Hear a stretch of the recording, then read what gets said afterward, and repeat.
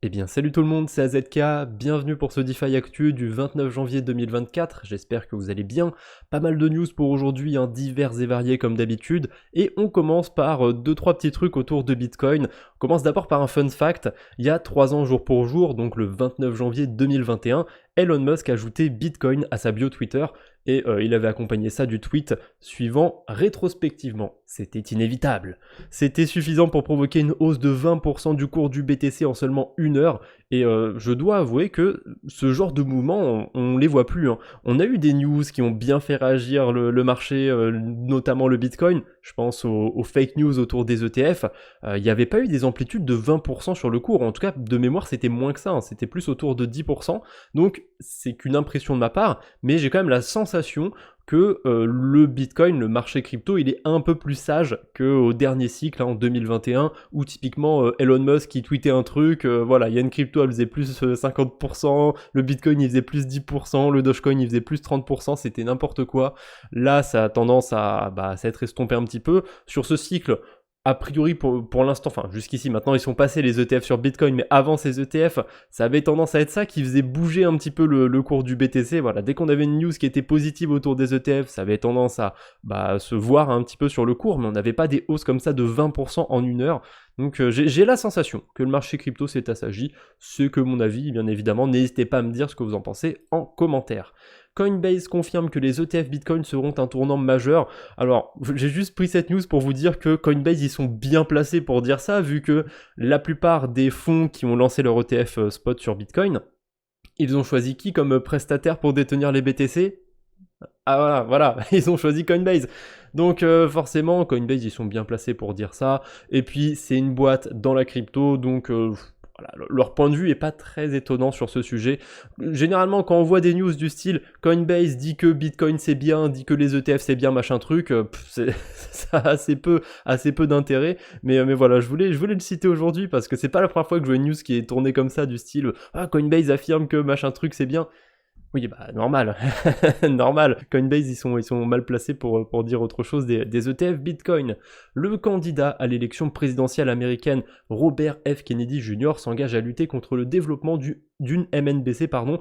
Je pense pas que ce soit la première fois, il me semble que j'ai déjà relevé ça. Alors peut-être pas en DeFi Actu, peut-être sur Twitter ou dans un live, j'en sais rien, mais il me semble que que je l'ai déjà vu ce sujet. Bon, pas très étonnant. Ça par contre, je crois que je l'avais déjà dit dans un DeFi Actu, c'est que pour rappel, Robert F. Kennedy Jr. est le premier candidat à accepter les dons en Bitcoin et il affirme aussi avoir acheté 2 BTC pour chacun de ses enfants.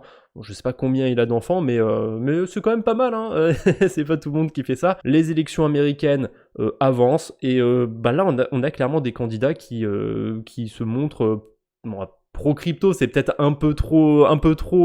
c'est peut-être un terme un peu trop fort, mais qui se montrent quand même plutôt friendly, amicaux envers les cryptos. On verra bien, je sais qu'en 2020, il y a eu pas mal de volatilité autour de ça, autour des élections présidentielles. À voir si en 2024 ça va faire pareil. Mais avec ce genre de candidat, il n'est pas dans les favoris, mais il est quand même bien dans les sondages, il me semble, Kennedy Jr. Je pense qu'on va avoir, fin 2024 nous réserve pas mal de choses à mon avis, on verra bien. Petite pub pour Malofak. Je suis pas du tout sûr de comment on prononce son pseudo, mais c'est pas grave, il m'en voudra pas.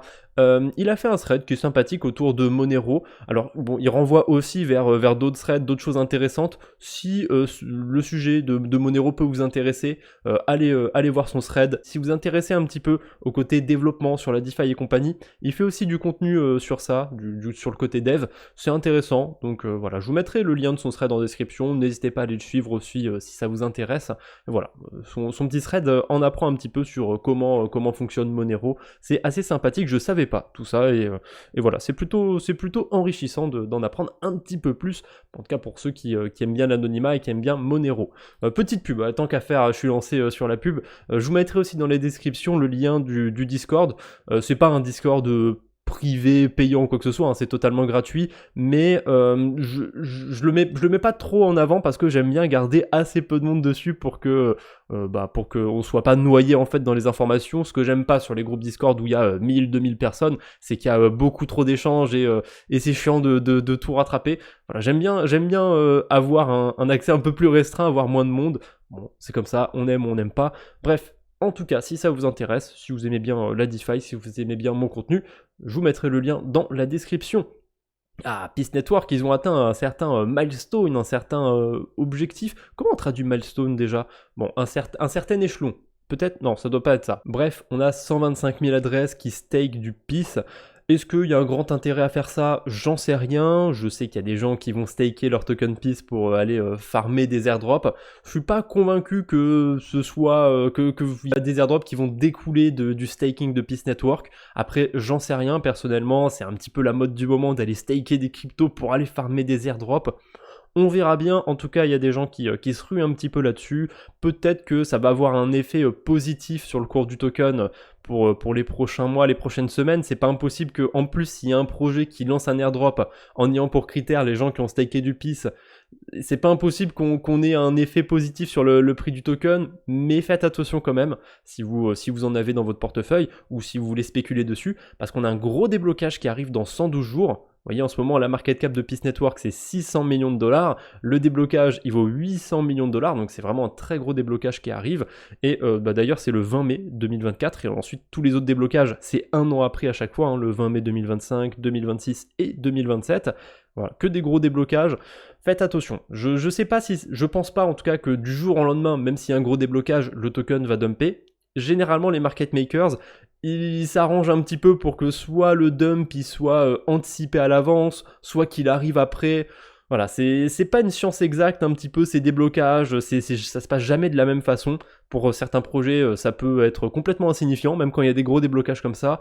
Pour d'autres projets, ça a effet tout de suite. Pour d'autres projets, c'est anticipé à l'avance. Pour d'autres projets, ça se passe un petit peu après. Voilà, soyez prudents et en tout cas pensez-y. Vers le mois de mai, si vous avez des tokens Peace, si j'en sais rien, si d'ici là il a 1$ par exemple et que vous n'avez pas pris de profit, pensez peut-être à ce déblocage qui arrive, que c'est peut-être pas anodin si le token son prix a bien monté à l'avance. C'est peut-être pour permettre justement aux gros investisseurs d'aller récupérer leurs sous. Si vous avez touché l'airdrop, pourquoi pas en staker la moitié pour aller farmer d'autres airdrops, mais encore une fois, je ne suis pas convaincu que staker le token d'un oracle vous apporte d'autres tokens. Bon, après, on verra bien. En parlant de staking, on a le pourcentage d'ETH staké qui a été partagé par Lido Finance. Alors, c'est pas les ETH qui sont stakés sur Lido, c'est tous les ETH qui sont stakés. A priori, il y en aurait 24,5%, donc à peu près un quart. Mais je pense que c'est même plus d'un quart parce que comme sur Bitcoin, sur Ethereum, on a forcément des ETH qui sont perdus, qu'on ne retrouvera jamais. Et c'est aussi pour ça qu'on ne peut pas avoir une quantité d'Ethereum qui va à zéro à terme. Elle va forcément finir par se stabiliser plus ou moins sur un certain range, une certaine fourchette. Je sais pas, je dis un truc très arbitraire, mais je sais pas, entre 100 millions et 150 millions d'Ethereum par exemple. En fonction des phases de marché, on va aller plus ou moins haut, plus ou moins bas, si on burn des Ethers ou pas. Mais voilà, il y aura forcément une sorte de minimum impossible à dépasser parce que il y a des Ethereum qui vont être perdus et compagnie, des Ethereum qui vont être stakés. N'empêche, 25% c'est pas mal. Ça, c'est des Ethers qui sont plus ou moins immobilisés. Oui, on peut les unstaker, ils peuvent être... en plus, c'est pas très long de temps pour unstaker sur Ethereum. Oui, ils peuvent finir par être vendus au bout d'une semaine peut-être. Quoique, il y a une fenêtre, tout le monde ne peut pas unstaker d'un coup. C'est vrai que c'est plutôt bien foutu de ce côté-là, je trouve, le staking sur Ethereum. Mais quand même, il y a une bonne partie des Ethereum qui sont plus ou moins bloqués. Honnêtement, Ethereum a de très bonnes tokenomics. Pour rappel, même si rétrospectivement ça a l'air facile maintenant, on pouvait acheter de l'Ether en 2015 à quelques dollars seulement, à ce moment-là Ethereum avait de très très très mauvaises tokenomics et c'était vraiment pas un investissement très très sensé à l'époque. Là c'est marrant de voir un peu comment on peut changer d'avis. Le projet a bien évolué, bon forcément il est beaucoup plus capitalisé, donc on n'espère pas faire un x100 avec Ethereum aujourd'hui, mais je trouve qu'il a de très bonnes tokenomics et voilà. Ça c'est un chiffre intéressant à regarder. On a toute la folie autour du restaking en plus qui a tendance à pousser le nombre d'Ethereum à la hausse dans le staking, parce que Lido ils avaient déjà partagé ce chiffre il n'y a pas très longtemps. Je crois que c'est quand ils avaient dépassé les 20%, enfin pas que sur Lido, encore une fois au total, et là on est déjà à 25 quasiment, donc ça a l'air de monter vite en ce moment le staking d'Ethereum. Je pense qu'il y a pas mal de gens qui s'y mettent autour de tous les airdrops qu'on peut farmer avec Gunlayer et compagnie. Bon, pourquoi pas, j'ai envie de vous dire, mais faites attention. Je pense que quand le staking d'Ethereum commencera à repartir à la baisse, je sais pas si, je pense qu'il y a des, sur Dune Analytics, il y a forcément des sources pour voir ce genre de graphique. On voit le nombre de pourcents d'Ether qui sont bloqués. Je pense que si on commence à avoir un nombre d'Ether stakés qui baisse, c'est pas impossible qu'on rentre dans des phases où il faut plutôt vendre sur Ethereum, et à l'inverse, hein, quand le nombre d'Ether stakés augmente, c'est plutôt des phases propices, on va dire, sur la spéculation sur Ethereum. Bon, on verra bien. En tout cas, voilà, je vous pose ces petites informations ici. Ah, ça par contre, ça fait pas plaisir, hein. Agave, c'est le protocole historique, on va dire, de lending sur la blockchain Gnosis. Et voilà, malheureusement, ça va être arrêté, ça va être fermé. Dans les décisions qui ont poussé la DAO de Gnosis à faire ça, c'est entre autres les conflits d'intérêts qu'il y aurait avec Aave et Spark. Bon, Agave, ils étaient là bien avant, donc moi je trouve que cet argument il est un peu bizarre. Pourquoi on parle de conflit d'intérêts? Aave et Spark, ils avaient qu'à pas venir. Ils avaient qu'à pas venir sur Gnosis, et puis voilà. Non, bon, je comprends un petit peu ce point, je sais, c'est ironique. En plus, Agave, c'était un fork d'Aave, donc finalement, c'est encore mieux d'avoir Aave directement sur la blockchain Gnosis. Mais voilà, j'avais fait pas mal de vidéos où je vous montrais des stratégies sur Agave. Ça me fait toujours quelque chose quand je vous ai parlé d'un truc et qui commence à disparaître un petit peu. Voilà, dans pas longtemps, dans quelques semaines, on pourra plus faire d'emprunt sur Agave, donc pensez à rembourser, à fermer même vos positions sur Agave et à passer éventuellement sur Aave ou sur Spark, sur la blockchain Gnosis. Et il me semble aussi, j'avais vu ça sur leur compte, qu'ils ont fait des peluches pour justement pour marquer le coup un petit peu. Alors par contre les peluches elles étaient à 149$, j'ai pas vu si derrière il y avait quelque chose qui était financé, un don ou quelque chose, parce que je trouve ça vachement cher, 149$ pour une peluche. Mais voilà, c'est plutôt original le fait qu'ils arrêtent le protocole et boum, ils vendent une peluche. Ça a l'air d'être limité aussi, bon bah voilà, hein, on verra bien. En tout cas, bah au revoir Agave, c'était bien sympathique. Il y a le token Agave aussi qui va être converti a priori en GNO, voilà le token de Gnosis. Voilà, ça va se faire doucement, il n'y a rien qui presse, hein, encore une fois, si vous avez des sous sur Agave, mais bon, si vous faites des emprunts ou quoi, ça va devenir de moins en moins intéressant de les garder, donc pensez à fermer vos positions, à les ouvrir ailleurs. Voilà, c'est la mauvaise news du jour pour Gnosis. Heureusement, ils ont quand même une bonne news d'un autre côté, c'est du côté de Gnosis Pay. Il y a eu les précommandes il n'y a pas si longtemps qui avaient été ouvertes pour la carte de paiement de Gnosis. Et a priori, moi j'ai pas suivi les news, mais a priori du coup, là on a une date qui vient d'être partagée, 5 février 2024. Si je dis pas de bêtises, du coup c'est le moment où la carte elle va être disponible. C'est pour très bientôt. Ah, du côté de Solana, Magic Eden, ils vont faire un truc qui est plutôt sympa, je trouve. C'est c'est pas un airdrop, mais c'est un système de points rétroactif. Si vous avez été actif sur la blockchain Solana, ils disent way back, donc depuis 2021, a priori vous allez avoir des diamants sur Magic Eden. C'est le système de points, les diamants, on va pas se mentir. Ils mettent un autre nom dessus, mais c'est des points en fait sur Magic Eden.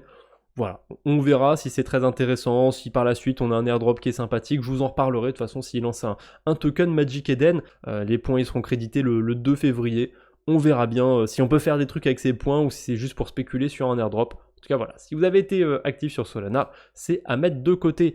Tant qu'on parle de Solana, on a aussi Jupiter qui a dépassé Uniswap en termes de volume de transactions quotidien avec 518 millions de dollars au cours des dernières 24 heures. Alors à mon avis, Jupiter, ils ont quand même eu de la chance parce que 500 millions de dollars sur Uniswap, je vais pas voir le volume qu'Uniswap fait tous les jours, mais ça me paraît faible, hein. Je pense qu'Uniswap, ils font pas mal de journées avec au moins 1 milliard. Je crois qu'en plus, c'était quand ça devait être un samedi ou un dimanche. Généralement, le week-end, il y a moins de volume aussi.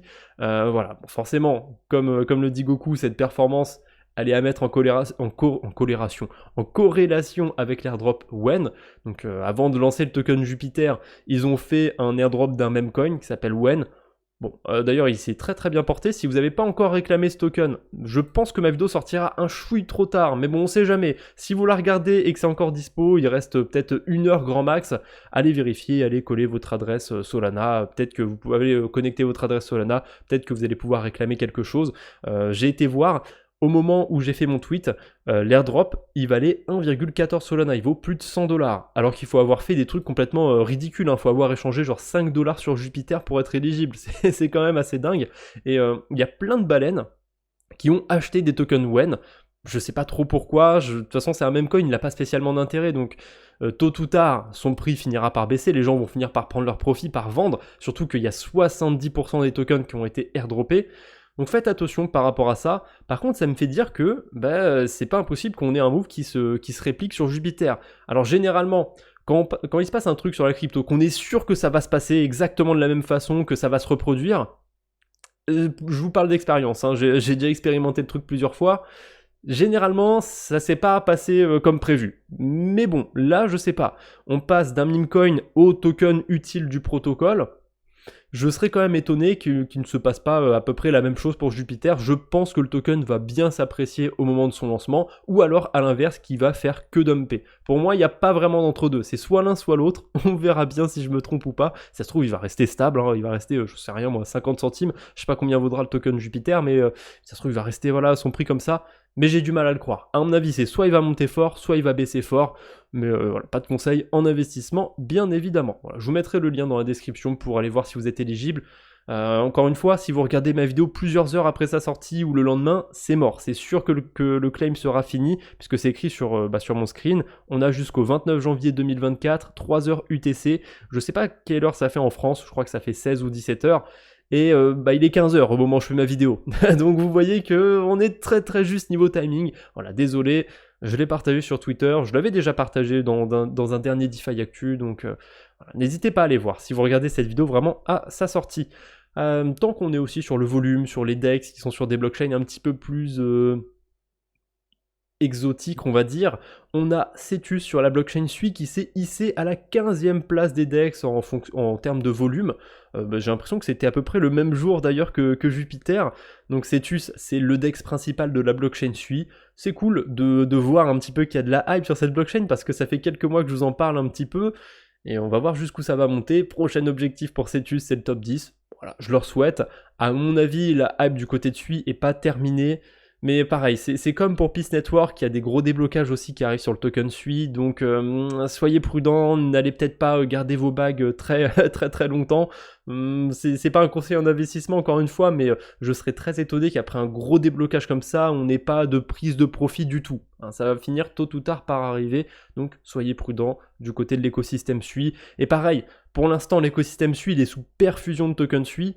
Forcément, quand ils auront plus de tokens à distribuer aux différents protocoles, qu'est-ce qui va se passer sur l'écosystème Sui pour que la TVL reste, pour que les gens restent? Il faut qu'ils aient des intérêts élevés. Et comment ils pourraient avoir des intérêts élevés? Peut-être avec des airdrops et compagnie, des tokens qui sont lancés. À mon avis, il y a des choses sympas du côté de l'écosystème Sui. Là, on change complètement d'écosystème.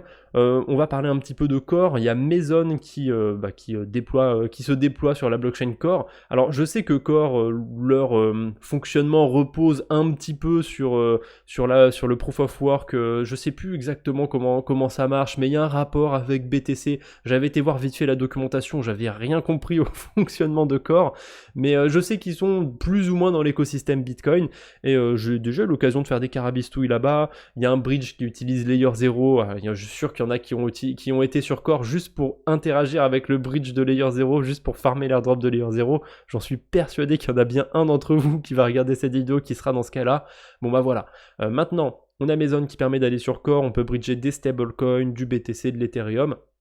Je crois qu'on pouvait bridger facilement déjà de l'Ether et des stablecoins vers Core avec le bridge de Layer 0, mais il me semble pas qu'on pouvait bridger du Bitcoin facilement, et ça je vous l'ai dit dans le dernier DeFi Actu je crois. Maison il commence à se tourner de plus en plus comme ça vers le BTC, le fait de pouvoir en bridger. Il y a aussi d'autres réseaux qui ont été ajoutés il y a pas longtemps, et ça c'est plutôt cool. On a Bifrost Network aussi qui a été ajouté à Rabi Wallet. Je suis pas un expert, mais il me semble que Bifrost Network c'est sur l'écosystème Polkadot. Si je dis pas de bêtises, c'est un petit peu comme Stride sur Cosmos, sauf que là Bifrost c'est sur Polkadot, et Stride ça sert à faire du liquid staking en fait sur Atom, et je crois que Bifrost ça sert à faire du liquid staking sur Polkadot, et peut-être d'autres cryptos encore, si je dis pas de bêtises. Il me semble que ça sert principalement à ça Bifrost. Bon, vous me reprendrez dans les commentaires si je dis des bêtises, mais voilà, c'est ajouté sur Rabi Wallet, c'est cool, j'aime bien quand il y a des nouvelles intégrations, je vous en parle d'habitude. En parlant de nouvelles intégrations, on a aussi Polyhedra qui est ajouté sur Merkli. Merkle, c'est une sorte de bac à sable autour de Wormhole, de Layer 0 et depuis peu aussi, depuis Polyhedra. Enfin, je crois qu'il y avait déjà des outils qui utilisaient Polyhedra, mais maintenant ils ont fait une section à part sur le site. Et il y a une fonction Refuel qui utilise Polyhedra. Donc Refuel, ça sert à quoi? À convertir la crypto qui sert à payer les frais de transaction sur une blockchain A vers une blockchain B. Par exemple, vous avez du BNB sur la Binance Smart Chain et vous avez envie de vous intéresser à Polygon. Il va vous falloir du Matic pour payer les frais. Donc avec Merkle, vous pouvez convertir du BNB en Polygon. Pour l'instant, vous pouvez le faire en utilisant Layer 0. Maintenant, on peut le faire en utilisant Layer 0 et Polyhedra avec une nouvelle solution. Par contre, j'ai pas l'impression que ce soit très intéressant, hein. J'ai fait des tests hier et il y a beaucoup plus, c'est relatif, mais il y a plus de frais que si on utilise juste Layer 0. Donc cet outil, à part dans l'optique de farmer l'airdrop de Polyhedra, je suis pas sûr que ce soit très intéressant. Après, vous faites comme vous voulez, bien évidemment. D'ailleurs, je suis pas encore Polyhedra sur Twitter. Et je m'en rends tout le temps compte quand je fais les DeFi Actu, il y a tout le temps des comptes que je pensais suivre et finalement je suis pas. Donc voilà, je me rattrape en pleine vidéo. Du côté de la blockchain SWIB, j'aurais dû mettre cette news un petit peu avant pour faire la passerelle, mais c'est pas grave. On a le protocole Aedal, c'est un protocole de liquid staking sur SWI qui met en pause la fonction claim. Donc la fonction claim, c'est pour récupérer les tokens que vous avez unstakés. Voilà, ils sont en train de mettre à jour entre guillemets le protocole. Bon, on verra bien, ils nous disent que tous les fonds sont safe. J'espère ne pas en reparler pour dire qu'il y a eu un gros souci de ce côté-là. Je leur fais confiance pour l'instant. Voilà, donc si jamais vous avez des tokens en staking sur SWI, sur Aedal, et que vous les avez unstakés, soyez un petit peu patient. D'ailleurs, j'ai pas été voir, mais c'est pas impossible que ce genre de news, ça fasse un petit peu de panique, et peut-être qu'il y a eu un dépeg sur le HA SWI de Aedal. Peut-être qu'il y a moyen d'en acheter moins cher sur le marché secondaire. C'est pas con ça, je viens d'y penser. J'irai faire un tour après la vidéo, voir s'il n'y a pas un petit décalage. En tout cas, peut-être quelque chose quand il y a ce genre de news autour des protocoles de liquid staking. Un petit point sur TimeSwap aussi qui est en forme en ce moment. Quand on voit la TVL, l'argent qui est déposé sur TimeSwap depuis qu'ils ont lancé le pré-farming de leur token, ça a tendance à s'envoler, hein. On n'est pas non plus sur une maxi TVL de fou, hein. On est sur 14 millions de dollars. Ça reste relativement petit, mais TimeSwap, je vous en parle depuis longtemps, c'est un protocole que j'affectionne particulièrement, donc j'étais plutôt content de voir ça. Et voilà, hein. Normalement sur ce premier trimestre, on a le token de TimeSwap qui arrive. Là aussi, j'ai hâte de vous en parler.